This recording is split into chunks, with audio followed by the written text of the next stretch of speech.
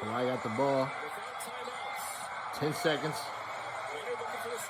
Ooh, good D. 6 seconds. Okay, got another pick. Oh, just one up.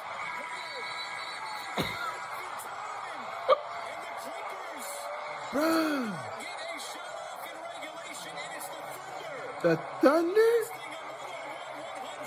But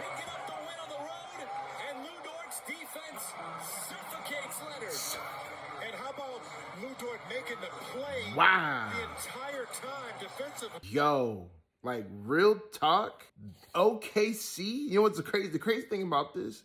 OKC is in the playoffs, bro. And they legit might get a 6th seed. When I was looking at the standings, I know they play the Clippers the next game. PG ain't gonna be there. They should get that dub. And I think after that, the toughest team that they play is gonna be the Pacers. Bruh, OKC legit might be fucking 6th seed in the West.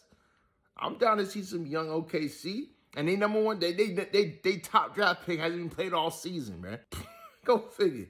Let me know what y'all think in the comment section below. I'm out. Deuces.